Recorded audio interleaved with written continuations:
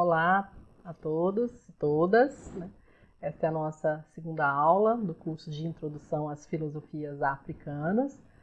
Nós encerramos a primeira aula e eu já com um convite, né, para que todos e todas participassem da nossa segunda aula, desse primeiro módulo do curso, né, no qual nós abordamos dois referenciais de filosofias africanas a partir da obra do filósofo moçambicano José Paulino Castiano e também da obra do filósofo moçambicano Severino Goenha. A aula de hoje é sobre o referencial subjetivação, né, que diz respeito a uma proposta que pretende se contrapor à criação eurocêntrica, né, e extremista de um discurso sobre o africano e sobre a história universal. E conforme nós vimos no primeiro referencial, durante a nossa primeira aula, alimentou o imaginário e a nostalgia em relação aos antepassados, né, e a idolatria das tradições. Então, esse é o referencial da objetivação, no qual o africano era o objeto de estudo. Isso se dá em um contexto histórico muito importante, que é o contexto da colonização em África. E esse referencial da subjetivação, os dois aspectos, os principais que serão abordados aqui por nós nesta aula, são o afrocentrismo e o ubuntismo.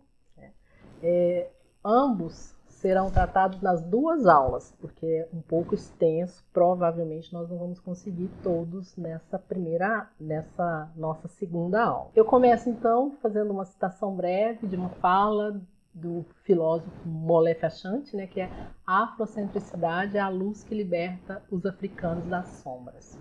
E nessa aula de hoje nós vamos perceber um pouco da ligação que tem essa nossa proposta do curso com o início da nossa primeira aula, no qual eu expus, né, a proposta do Memorial de Gorée e a importância que aquela ideia tem na relação que os intelectuais e filósofos africanos têm com esse contexto. Nesse sentido, o ponto central da nossa abordagem, ou melhor, da subjetivação, é que o sujeito africano agora e o próprio continente, ele está no centro das reflexões filosóficas. Por isso, subjetivação. Bem, cito então aqui para a gente começar a discutir a parte mais específica, a fala do José Castiano acerca da segunda forma autorreferencial, que é a filosofia eurocentrista. A segunda forma de autorreferencial da filosofia profissional africana tenta contrapor-se à criação eurocentrista e externa do discurso sobre a condição de existência do africano na história universal. Bem, e um segundo momento que demonstra o que é essa subjetivação e os seus referenciais na afrocentricidade e no ubuntismo, a fala de Desmond Tutu, em 1960. Ele vai dizer o seguinte: os africanos até então tinham sido somente objetos da história. E ele segue: é um imperativo que nos tornemos sujeitos de nossa própria história. De um esforço de objetivação deve-se passar para a subjetivação. É isto que significa a subjetivação. Os africanos se tornarem sujeitos da sua própria história. E nós vamos verificar como é que se dá, quais são as reflexões filosóficas que vão ocorrer nesse contexto e que tem toda a relação com os estudos sobre história africana. Bem, e aí, como eu já disse, existem diversos exemplos de revolta. É muito interessante porque o José Castiano ele vai mencionar exatamente revolta, né? Contra essa condição de sujeito objetificado. Mas as duas formas que nós vamos tratar nesse nosso curso são a afrocentricidade e o ubuntismo. A afrocentricidade ela surge na diáspora, nos Estados Unidos, cujo principal expoente e que teorizou, que elaborou essa proposta é o filósofo Molefi Kete-Ashanti. Né? E o ubuntismo, sobretudo na África do Sul, a partir da filosofia Ubuntu. E nesse sentido, vamos fazer algumas considerações sobre a afrocentricidade. O que significa esse conceito? Como ele surge e a partir de quais bases epistemológicas. A afrocentricidade, conforme eu disse, ele surge na diáspora, nos Estados Unidos, né, a partir do Molefi Kete-Ashanti, que é professor na Universidade de Temple, na Pensilvânia, e ele é um afro-americano, e o contexto no qual a afrocentricidade foi pensada é o contexto onde ganha uma dimensão uma dimensão bem ampla, a luta contra a discriminação racial e epistêmica nos Estados Unidos. E também se caracteriza essa afrocentricidade como uma teoria e método de resistência antirracista. Por que é importante a gente ver que essas questões? Porque a filosofia, né, as filosofias africanas, e aí, sobretudo o referencial da subjetivação, está diretamente relacionada à luta contra o racismo em África e na diáspora. E que muitas vezes aqui, estamos falando em Brasil, né, esses estudos são feitos de forma desconectada desse referencial epistemológico. Isso é muito importante para nós pensarmos. Bem, e outro elemento fundamental que deve ser levado em consideração, que é o que fundamenta diversos equívocos, é que a afrocentricidade ela não pode ser confundida com uma versão negra do eurocentrismo. E isso está muito presente em abordagens que não fazem uma leitura aprofundada. Aquelas leituras de trechos, de obras, né, que você joga lá, ou então aulas na internet de 3 minutos de pessoas não comprometidas com o rigor, tanto metodológico quanto conceitual, faz com que isso ocorra. Identificar a afrocentricidade com um revanchismo no sentido de substituição. E a nossa ideia é desmistificar isso, porque essa não é a realidade.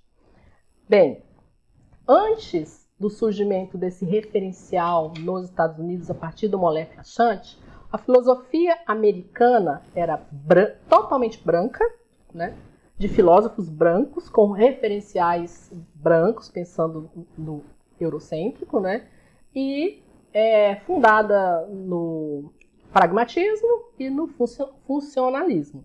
Então, o Molefi Ashanti ele se caracteriza então como a primeira experiência, né, de resposta a essa forma de filosofia. Bem, e somente para atualizar, né, como é um curso introdutório, a filosofia pragmatista estadunidense é digamos que uma contraposição às formas de filosofia que se fundamentam nas concepções platônicas e cartesianas de verdade e conhecimento. Né? Então, ela é uma filosofia específica estadunidense por essa característica. E o funcionalismo a partir das funções das organizações e instituições. Né? Bem, qual é o contexto no qual Antes do contexto, vamos falar um pouco sobre a definição do próprio Molefi Ashanti para a afrocentricidade. Abre aspas. A afrocentricidade é uma teoria e um método que surge como resistência antirracista, procurando recolocar os povos negros dentro de seus contextos históricos e culturais, depois de um deslocamento provocado pelo racismo anti-negro. Então, aquilo que eu falei está aqui de acordo com a fala de Molefi Ashanti, e que é muito importante para a gente entender os aspectos que serão tratados, e para quem já acompanha o curso de História da África do professor Flávio Muniz, já tem um contato muito intenso com muitos dos elementos que nós vamos tratar aqui. e que são tratados do ponto de vista da história, né, de aulas introdutórias à história africana, mas que é filosofia fundamentalmente. Qual é o contexto que surge o referencial da afrocentricidade na diáspora estadunidense a partir de Molefe Achante? Dos grandes movimentos pelos direitos civis nos Estados Unidos, né? E aí é importante fazer a distinção das dimensões desses movimentos segundo a abordagem do José Cachano, para que nós possamos entender as reflexões que serão feitas posteriormente. São 3 dimensões do movimento, né? A primeira, denominada de assimilacionistas, que são aqueles que acreditam que os Estados Unidos já tinham condições políticas, sociais, econômicas e culturais, né, para assimilar os negros. Essa era uma das vertentes, né, do movimento pelos direitos civis. A segunda, acomodacionista.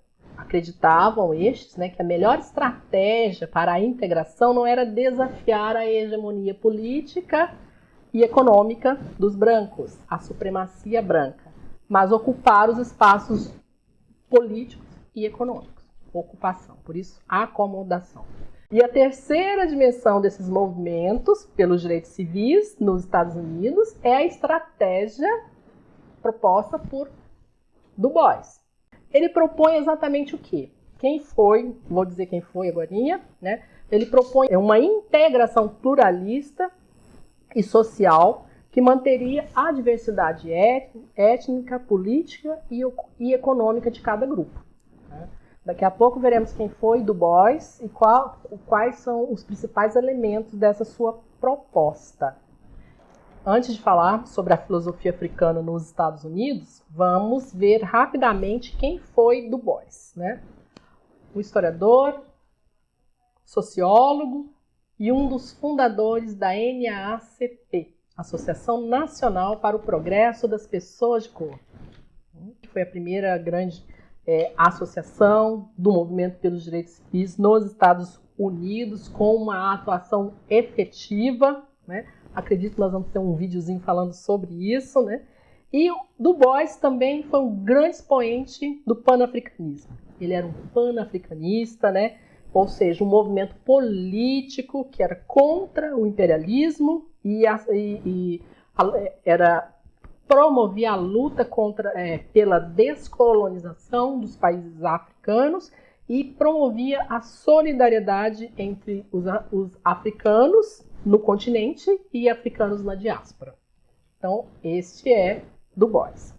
E a filosofia a filosofia africana nos Estados Unidos durante esse contexto, né? A filosofia africana ela só vai ser reconhecida nos Estados Unidos como uma área de pesquisa em 1987. E segundo o José Castiano, os afro-americanos, os filósofos, né, afro-americanos, eles não se davam conta do debate que ocorria em África e na diáspora. Eles faziam uma filosofia com uma característica de autossuficiência, sem esse diálogo. E o Molefe Achante, ele vai ser o primeiro a tentar superar essa lacuna. E aí ele vai dizer que a afrocentricidade, então, ela é o conjunto de princípios que nos deve guiar como africanos, se quisermos articular ou produzir conhecimento científico em qualquer lugar. Tá? Tem um linkzinho aqui do Instituto Molefe Achante para acesso, caso vocês se interessem. Quais foram as principais influências na filosofia de Molefe Achante? Primeiro, a filosofia de Cheikh Anta Diop, que era historiador, linguista e filósofo. Quem foi Cheikh Anta Diop? Primeiro, um dos intelectuais que estavam lá em 1974, no Colóquio do Cairo, que vai ter como foco a construção, a elaboração de uma nova história da África a partir dos próprios africanos. É ali que nasce o projeto História Geral da África, da Unesco, que são resultou, né, na coleção História Geral da África que nós temos hoje, que é a principal referência de história do continente africano. Sheikh Anta Diop também é um dos mentores da ideia que vai levar Leopold Sédar Senghor a elaborar o projeto do Memorial de Gorée, né, que é a ideia de valorização da memória, do patrimônio histórico e cultural dos povos africanos, né? A memória da violência que foi o tráfico transatlântico e, ao mesmo tempo, uma homenagem à África e a consolidação da ideia da possibilidade de futuro, de desenvolvimento, de crescimento, de vida e de liberdade para o povo africano.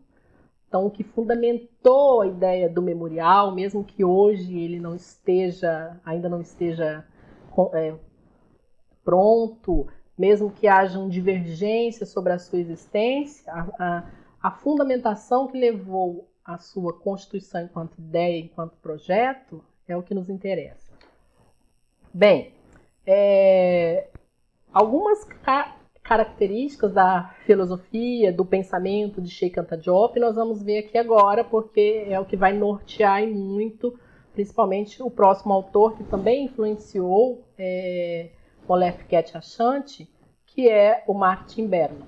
Martin Bergson é inglês, e ele vai desenvolver na sua filosofia a tese de Sheikh Anta Diop. Vamos ver agora, na sequência, quais são os principais elementos desta tese, né?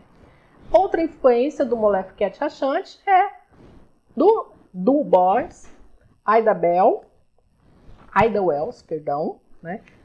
Du Bois, eu acabei de dizer quem ele é, né? O grande intelectual, né? Responsável por diversos debates, diversas obras que fundamentam o movimento pelos direitos civis e também pela descolonização do continente africano durante o início, na primeira metade do século XX, nos Estados Unidos, né? E também um dos fundadores da NAACP. Ida Wells foi uma jornalista, ativista sufragista, né? Uma pesquisadora, e ela é mais lembrada pelas pessoas, de modo geral, como pela sua pesquisa que documentou os linchamentos nos Estados Unidos. Então, ela foi uma figura muito importante dessa nossa história. A outra influência de Molefi Ashanti foi George James. George James é da Guiana, na América do Sul, né, na região que é conhecida como Caribe anglófono, né? A língua oficial é a inglesa, né?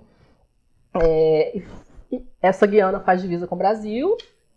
E George James é autor do livro Stone Legacy, Legado Roubado, cuja tese é que a filosofia grega, que até então era defendida como, e ainda é por muito, claro, né, como a filosofia é tida como o berço de nascimento na Grécia, né, e que seria uma exclusividade dos povos gregos, a criação da filosofia. O George James vai dizer que, na verdade, essa filosofia grega, tida como a universal e um fenômeno único, né, praticamente um milagre grego, foi roubada do Egito. Essa é a tese do George James. O que já é tratado por diversos autores, né, o que não era segredo para os filósofos gregos antigos, a sua influência dos egípcios. Por quê? Porque os filósofos, vários deles, foram estudar no Egito. Tiveram contato com filósofos do Egito. Em África ainda não havia essa ideia de apagamento do Egito como um país africano, né? Então, isso está presente em vários filósofos antigos, mas aí nós vamos ver que em um determinado momento da história isso vai ser apagado. E aí, nesse sentido, quando você apaga, quando você elimina da história a sua verdade histórica, você apaga e você exclui pessoas e povos. E aí, nesse sentido, se caracteriza assim como um roubo, né? A terceira a última influência que eu vou falar sobre Molefe Achante é do David Walker. David Walker foi um revolucionário estadunidense, né, durante o período escravista, e ele utilizou nas suas táticas, né, panfletos para organizar os escravos do sul a se rebelarem. Então, ele teve uma atuação muito forte nesse sentido, e o panfleto mais famoso dele é o Apelo de David Walker, né? Convidando aí, estimulando, incentivando os escravizados à revolta. Isso é maravilhoso, né? A revolta. E a revolta no sentido transformador mesmo, né? Eu costumo dizer que eu sou uma mulher revoltada, né? Abdias do Nascimento escreveu O Negro Revoltado. Albert Camus, O Homem Revoltado. Então eu sou uma mulher negra revoltada. Como eu estava dizendo, alguns pontos centrais do referencial da afrocentricidade a partir da filosofia de Cheikh Anta Diop são que o Egito é a mãe da civilização mundial, né? Segundo, a civilização egípcia é negra. E terceiro, o Egito deveria ocupar o lugar da Grécia na história do pensamento científico. Essas são as teses centrais de Cheikh Anta Diop, que encontraram imensas resistências, inclusive sua tese não será aprovada na Universidade de Paris, cujo título era Nações Negras e Cultura, né? Ele publica isso depois e ele só consegue o título de doutor em 1960, mas antes ele foi reprovado, tá? E o que acontece?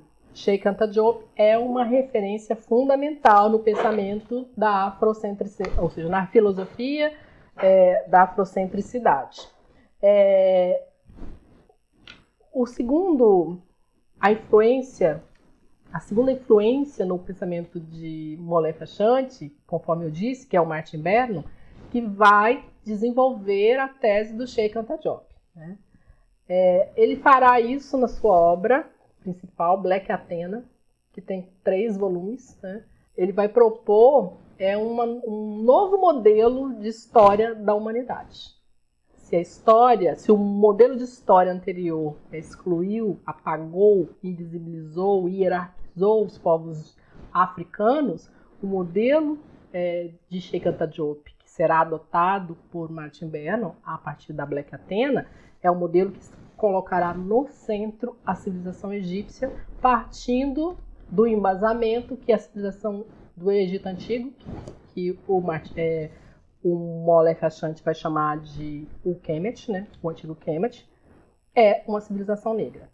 Bem, vocês devem estar vendo agora um quadro comparativo no qual eu vou expor alguns elementos centrais do modelo antigo de história, que vai ser criticado por Martin Bernon, e o modelo ariano. E como que se dá a passagem de um modelo ao outro? Bem, o modelo antigo de história, segundo Martin Bernon, é o seguinte: havia fortemente a influência das culturas africanas e asiáticas, né? Sobretudo da egípcia e a fenícia, né? Na civilização grega. E conforme eu disse antes, né, não era segredo para os filósofos gregos antigos, desde os pré-socráticos, aqueles chamados pré-socráticos, Platão e outros, que a filosofia grega tinha uma forte influência de outros povos, sobretudo dos povos egípcios. Isso está nos seus textos, né, nos fragmentos, e isso sempre foi muito bem ressaltado. Então, essa influência, ela estava explicitada na filosofia também. Em algum momento, isso vai deixar de ser feito, que foi o que eu disse, eu vou explicar um pouquinho mais. A ideia de progresso, né, que a história por muito tempo permaneceu ligada a essa fundamentação, né, apagou as ciências, as epistemologias, as filosofias, as organizações sociais e políticas, todas as culturas de África. Como é que isso ocorreu, né? Em um determinado momento da história, esse modelo antigo que reconhecia a influência de civilizações egípcias e fenícias, ele vai ser reformado, que é o modelo reformado, é assim que o Martin Bergson vai chamar, instituindo a ideia de que a Grécia é o modelo e não mais o modelo romano, isso no Ocidente. E para que isso seja feito, é necessário então apagar a influência de outras civilizações, de outros grandes impérios, para colocar a ideia da Grécia no centro. Como é que isso se dá? E não é segredo para quem estuda filosofia, e sobretudo filosofia antiga, que os filósofos gregos antigos reconheciam de forma muito evidente essa influência, né? Então, muitos dos filósofos antigos gregos, eles foram estudar no Egito, moraram no Egito por diversos anos, e essa influência é evidente nos seus textos, nos fragmentos dos seus textos, lá nos pré-socráticos, até Platão, né? Então, isso era algo muito tranquilo. Em um determinado momento da nossa história, isso vai ser apagado. Por quê? Porque precisou trazer à tona, segundo a visão eurocêntrica, né, eurocentrista, de que a Grécia está no centro da produção de conhecimento.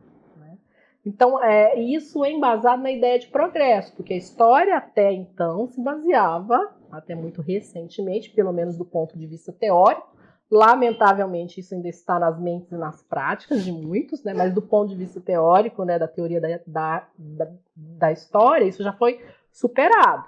Então, a ideia de progresso, ela vem e apaga as ciências, as epistemologias, as filosofias, as organizações sociais e políticas de África para colocar no centro a influência europeia.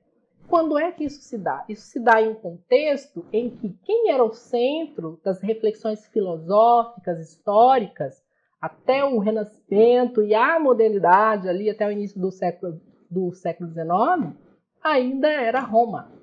Isso é muito interessante de se pensar.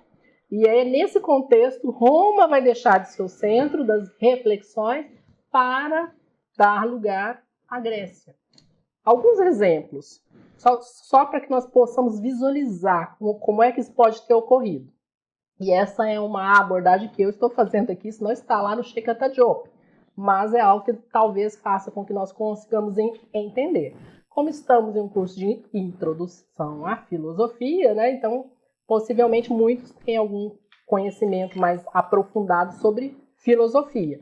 Então, um exemplo dessa centralidade de Roma no pensamento filosófico é a obra do Maquiavel, que é Discurso sobre a Primeira Década de Tito Livio. Tito Livio, historiador de Roma, né? E Maquiavel vai fundamentar grande parte da sua filosofia política a partir do modelo romano. É Roma o centro. Até quando ele recorre à mitologia, é a mitologia romana, é a deusa Fortuna, né? E o modelo da filosofia política de Maquiavel, ele vai se basear na história de Roma, desde a sua ascensão, o grande império romano, até a sua decadência. E Maquiavel é uma referência na filosofia política, é um marco, um divisor de águas. E Roma era o centro. Quando ele escreve o Discurso sobre a Primeira Década sobre Tito Livio, era 1531, século XVI. Né? Esse é um dos exemplos, só para a gente entender como era Roma, o modelo. O segundo exemplo já está um pouco mais adiante, lá no século XIX, que é a obra do historiador Fustel Collinger, que é a Cidade Antiga, cujo modelo ali é Roma, um modelo de surgimento, de instituição das cidades, a partir da religião, né? A religião privada, quando ela se torna pública, e o modelo é Roma. Bem, são só dois exemplos para nós pensarmos sobre esse contexto, porque a distância, talvez assim, no espaço e no tempo, a gente não consiga ter essa ideia, a não ser que vamos estudar autores que estejam falando sobre isso. Outro exemplo, para finalizar os exemplos, né, porque hoje eu estou cheia dos exemplos. O filósofo que eu estudei durante o meu mestrado, que é o italiano Jean Baptiste Vico, ele escreve no século XVIII a sua principal obra, que é A Ciência Nova, né? E ele vai se basear na sua abordagem a partir da história no modelo romano. em grande medida, no modelo romano para fazer a sua análise da filosofia política. Bem, mas isso fica para um outro curso. É uma boa ideia, gostei disso. Bem, então, era Roma o modelo. Em um determinado momento, Grécia passa-se o modelo. E o Martin Berno vai abordar isso na sua obra, né? Que ocorre, então, um processo que ele denomina de helenização, né? Que tem muito a ver com a independência da Grécia, do Império. Esse é o momento de passagem do modelo antigo para o que virá ser o modelo ariano, né? Porque agora, aí, já no século XIX, o modelo passa a ser Grécia. E o modelo ariano, ele é o quê? Ele é resultado da interpretação racista, história racista. O Martin Berno vai ser muito criticado, existem estudos muito atuais de historiadores sobre Martin Berno, né? Porque ele vai ser acusado de ser injusto, porque ele vai chamar todo o surgimento da história, da disciplina história, como um surgimento baseado no racismo. A história, então, é uma disciplina da supremacia racial branca. Então, ele vai apanhar muito, e tem gente fazendo trabalhos e pesquisas sobre isso neste momento. Mesmo concordando com Martin Berno em diversos aspectos, que é o caso de trazer à tona esse apagamento, essa morte que foi causada da tradição africana, filosófica africana e de todos os outros saberes, né, que é o ponto positivo que a maioria concorda, a maioria vai dizer que ele não tem rigor metodológico e vai acusá-lo de ser injusto por chamá-lo os racistas de racistas. Tá?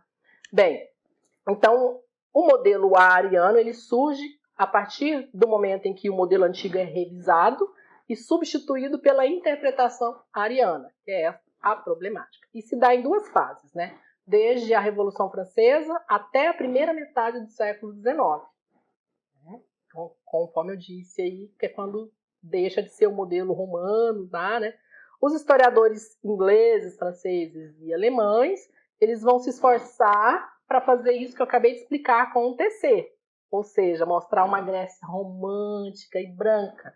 Então, muita coisa que nós vemos hoje, por exemplo, quando nós estudamos, quando nós vemos regiões em que os povos não são brancos, né, mas que é retratado como branco, se construiu nesse momento. E quando nós vemos hoje, temos a ideia que às vezes foi sempre assim, né?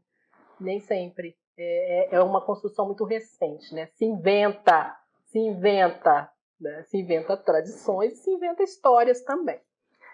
A segunda fase já é uma fase mais extremista, que se dá a partir de 1880, que é a negação da influência asiática e africana na civilização grega, que é a helenomania que eu mencionei. Então, a partir daí, a análise do Martin Berno diz que a partir daí nós temos o cenário que nós temos hoje, ou seja, tinha até a publicação de sua obra. Eu digo que ainda está muito vivo, muito recente, né? O referencial da afrocentricidade se caracteriza como uma crítica radical à tradição eurocêntrica. É radical por quê? Porque, por ser uma alternativa nas formas de interpretação dos fenômenos, né? Em relação às formas disponíveis até então. Ou seja, propõe criar uma nova mentalidade. Por isso, é uma crítica radical. Eu diria que propõe revolucionar toda forma de conhecimento até então válida. E Molefe Ketchachant, nesse sentido, então, publica em 1987, né, a ideia de afrocentricidade, uma de suas obras. Em 1900, que é a obra central, né, que fundamenta essa nossa abordagem. E em 1990 ele publica Kemet, Afrocentricidade e Conhecimento. Essa é voltada para o estudo da filosofia kemética antiga, o antigo Kemet, que é o Egito Antigo. E alguns aspectos da teoria de Molefe Achant, da afrocentricidade, são: primeiro, destruir os mitos eurocentristas dos quais os intelectuais africanos devem se livrar por meio de ações libertadoras. Isso é fundamental. É agora que começa a pegar fogo, que é a melhor parte, é a parte que eu mais gosto desse curso, né? O segundo aspecto, apresenta a essência da afrocentricidade como corrente epistemológica. E terceiro, a recepção da afrocentricidade pelos intelectuais, que deve ser promovida, né? E a sua adoção como fundamento na filosofia Ubuntu. Aqui já é a porta de entrada para o segundo elemento do referencial da subjetivação, né? A segunda filosofia, que nós vamos tratar, iniciaremos talvez na aula de hoje e concluiremos na terceira. Bem, e em relação a esses mitos, vamos falar primeiramente do primeiro aspecto dessa afrocentricidade, que se propõe então a destruir os mitos eurocentristas, não é isso?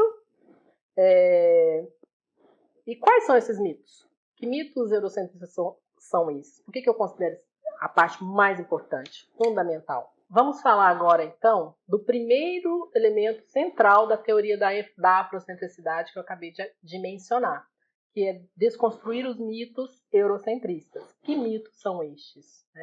O universalismo, o mito do universalismo, a objetividade, o mito da objetividade, que se dá do positivismo, e o mito das civilizações clássicas.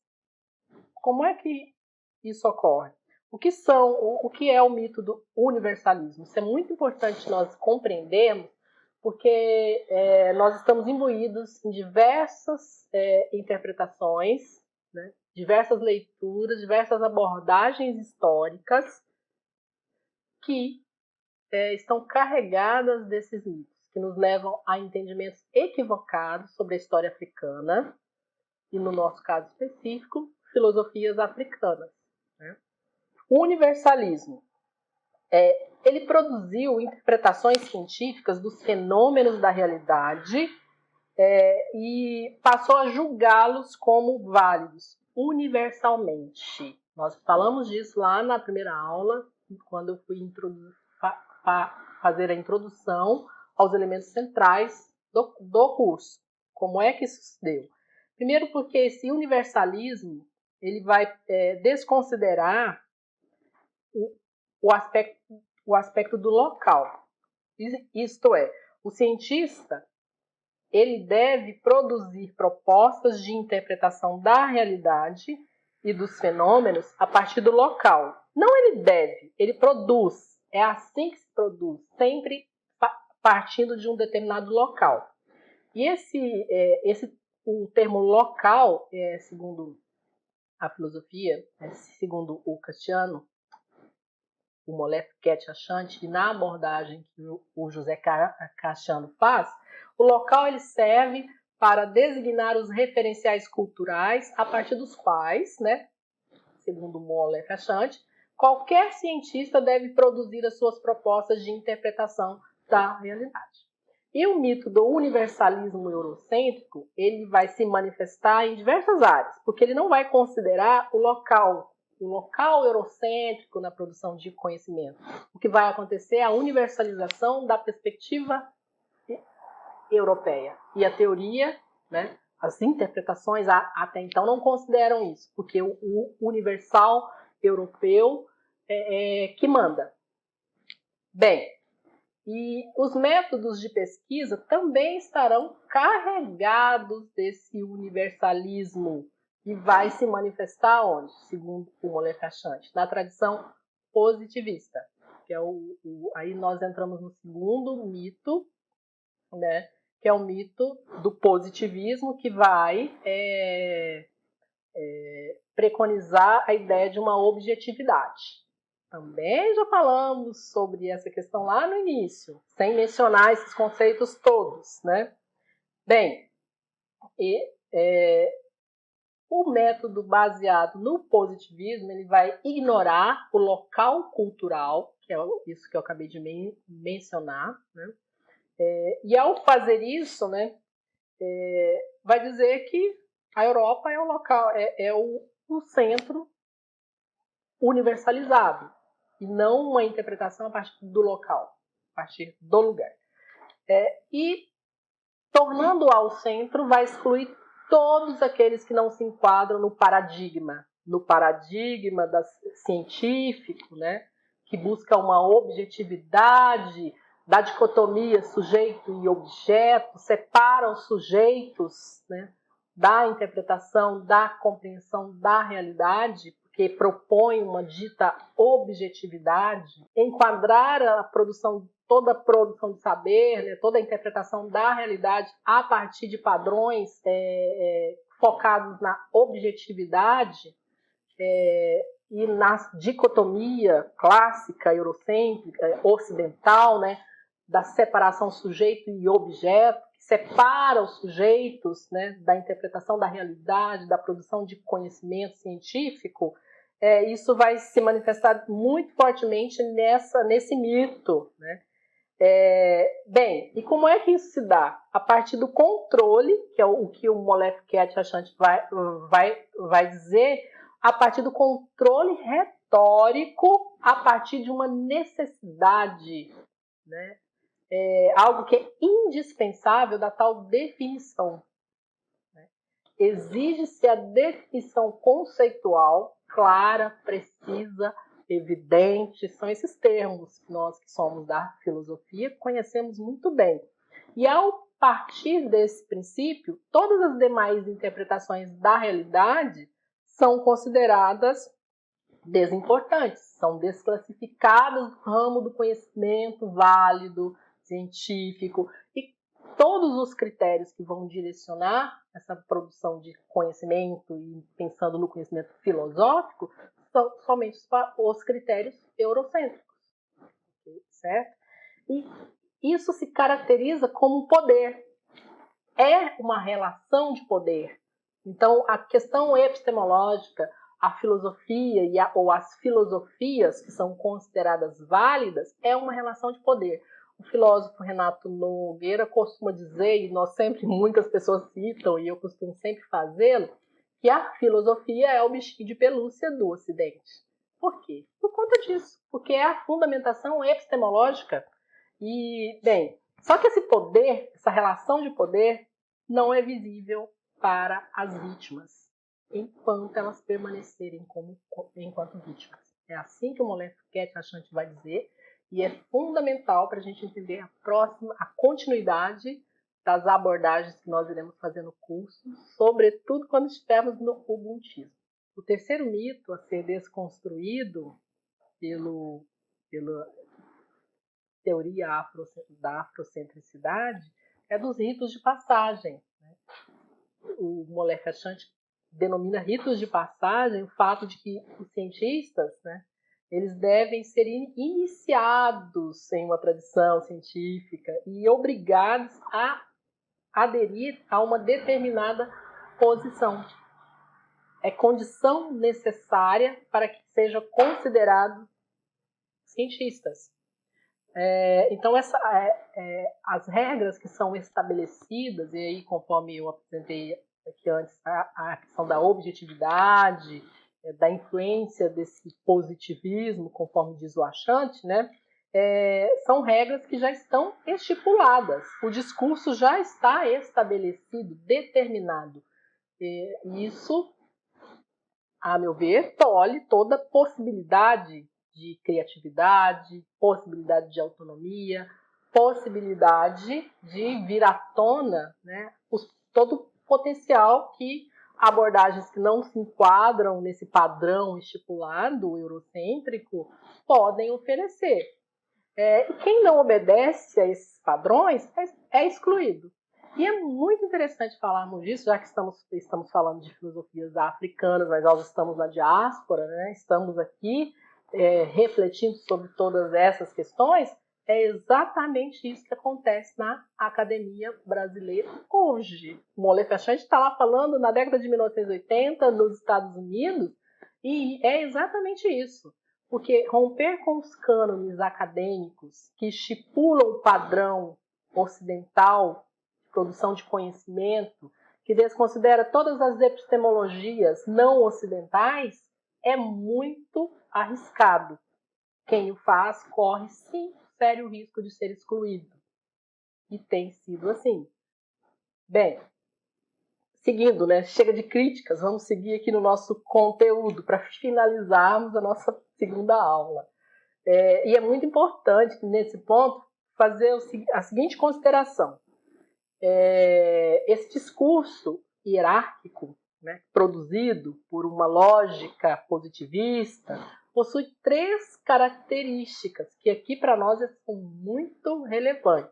A primeira, controla o território da retórica, conforme eu disse, através da definição, né? Então há um controle. Então, aquilo que não se encaixa não será reconhecido como conhecimento válido, não será filosofia, não será científico. E aí os sujeitos que estão tentando fazer isso na academia ou fora dela, aqui no Brasil são chamados de identitários. Tá? Tenho dito sobre isso em alguns espaços, mas é porque o Mollef achante me leva a pensar. O segundo é o estabelecimento dos ritos de passagem, conforme eu disse, e nesses ritos de passagem, se não houver um rompimento com o ciclo que está estabelecido, isso que é o discurso que já está dado, né? Aquele que é iniciado, que é aquele que quer ser cientista, né? Seja cientista de todas as áreas, sobretudo estamos falando dos estudos de humanidades e sobretudo estudos africanos, né? E a história, né? Filosofia africana ou filosofias, que é a nossa abordagem, né? Se não houver um rompimento com essa lógica, o que vai acontecer? O discurso desse cientista será sempre uma posição que o Mollef achante vai chamar de africanista. Isso é muito importante para nós. E não afrocentrista. Ou seja, o que é o africanista? Isso é importante, porque os estudos africanos, existem os centros africanistas, né? Os especialistas africanistas. Qual é a diferença entre um africanista e um afrocentrista para o Mollef achante? E aqui a gente vai conseguir perceber exatamente aquela distinção que ele faz lá no início. Não confundir a afrocentricidade com a substituição do eurocentrismo. Africanista, para o achante, é aquele que discursa sobre a África usando lentes do eurocentrismo. Isso é muito sério. E por que autores como esse têm que ser muito mais lidos aqui no Brasil? Porque eu suspeito que o que mais nós temos são africanistas. Certo? E não é africanista só no nome, porque tem os laboratórios e tudo mais. É africanista no embasamento epistemológico. É disso que eu estou falando. E o que é o afrocentrista, então? Ele se distingue fundamentalmente do africanista porque ele faz a sua abordagem, seja ela histórica, filosófica, a partir de valores que o seu local cultural lhe permite fazer. E aí, como estamos falando de filosofias africanas, os africanos vão fazer a filosofia a partir desse referencial afrocêntrico, né, a partir de África. E aí, quando nós estivermos mais para o final, né, da terceira aula, eu vou falar um pouquinho sobre o terceiro referencial, que é a intersubjetivação, proposta pelo José Cassiano e que é discutido em grande medida pelo Severino Ngoyen, em que isso vai ficar mais evidente. Mas isso é o outro curso, nosso segundo módulo, que é muita coisa. Né? Então, o afrocentrista considera o local, considera os problemas do continente. Quando é na diáspora, nós vamos considerar as questões de África e da diáspora africana, né? E não as questões eurocêntricas ou estadunidenses, ou seja, ocidentais como um todo. E o terceiro aspecto é sufocar os discursos opostos. Né? Esse discurso hierárquico tem como objetivo exatamente isso. Bem, partimos então para o terceiro mito a ser desconstruído, segundo a teoria da afrocentricidade e a partir do Mollef achante, né? Que é o mito das civilizações clássicas do pensamento. Né? E o Mollef achante vai, inclusive, dizer que a tese dessa ação libertadora, ou seja, da afrocentricidade, é vencer esse mito, né? Segundo ele, a humanidade desenvolveu-se primeiro em África e é por isso que os africanos têm uma espécie de prioridade cosmológica e cronológica sobre os outros seres humanos. A primeira civilização do mundo é a egípcia, conforme eu disse lá no início, né? E que o Achante denomina de Kemet. Bem, e ele vai dizer uma coisa muito interessante, né? Que a propagação da cultura egípcia pelo mundo, ou seja, para a própria África, né, para os outros locais de África, se deu a partir da difusão, que é o contato, né, entre os povos. Né? Enquanto que a propagação da cultura egípcia entre os gregos e os europeus se deu pelo roubo. É aí que está a influência de George James, conforme eu disse, né, autor lá do Stolen Legacy, que é o legado roubado. Eu mencionei no início da aula. E, nesse sentido, algumas considerações sobre o que a teoria da afrocentricidade propõe, né, em relação à diáspora. Né? Segundo o Molefe Achante, a unidade espiritual e cultural da África de hoje deriva da fonte inicial do Egito Antigo e se estende para os negros na diáspora nos Estados Unidos, porque o Molefe Achante está lá, né? E uma coisa que ele levanta, que é muito interessante, então, porque são questionamentos que surgiram para ele naquele contexto e que surgem para nós hoje, quando nós estamos abordando diversos aspectos dessas filosofias africanas e na diáspora. Né? Para que serve hoje ressuscitar esses fantasmas? Né? Todos esses problemas, todas essas questões, né? O Molefe Achante vai dizer que é por duas razões básicas. Primeiro, porque são a condição básica para a recuperação da dignidade de africanos. Ele vai denominar de reconfiguração e desligamento. Já eu explico o que significa. E segundo ele, a posição cultural e o uso dos seus símbolos para fazer ciência é muito importante, porque desta forma nós vamos diferenciar um africanista de um afrocentrista. Tá? Eu suspeito que é por isso que essas teorias, que esses autores, né, que refletem uma realidade muito presente para nós, não são muito bem quistos em alguns campos, né, porque repensar tudo isso. A reconfiguração, o Molefe Achante vai dizer que é o seguinte: todo africano deve se comprometer com a ideia de Cheikh Anta Diop. E aqui, africano é entendido como o africano no continente e o africano na diáspora, que nós vamos falar sobre isso na próxima aula, a partir, né, do movimento político pan-africanista. E qual é a tese de Diop? Aqueles elementos que nós já apresentamos, né, que propõem a unidade do pensamento africano, e aí com base no panafricanismo, que nós vamos ver na próxima aula, e que tem o Egito como foco. Egito como a primeira grande civilização, o Egito Negro e o Egito que deve ocupar, então, na história, o lugar da Grécia e não o contrário.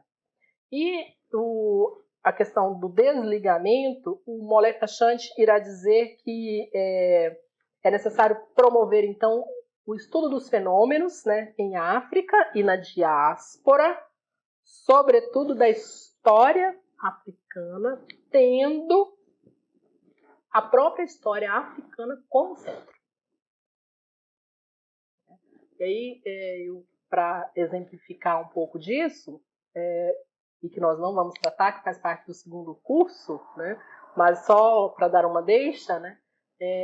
O Severino Ingoenha aborda exatamente esse elemento para tratar do tema que é muito importante da filosofia política, que é a democracia. Então, a partir dos problemas, a partir das questões que envolvem o próprio continente.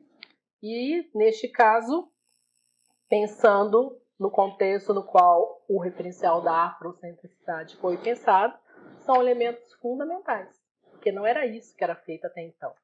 Fazendo uma breve síntese, nós vimos então lá no referencial da subjetivação que o africano é visto como um objeto. Então, todas as filosofias que vão surgir naquele contexto, segundo o José Castiano, Ingoenha e outros, são, na verdade, etnofilosofia, porque objetificam os africanos. Não são sujeitos da própria história. Eles não têm consciência da própria história em todas as abordagens que são feitas e, portanto, não tomam posição. E o referencial da afrocentricidade já é o contrário de tudo isso. É o sujeito africano no centro e a própria história africana. E por isso é importante também essa consideração sobre o africanista e o afrocentrista, segundo Mollé Cachante.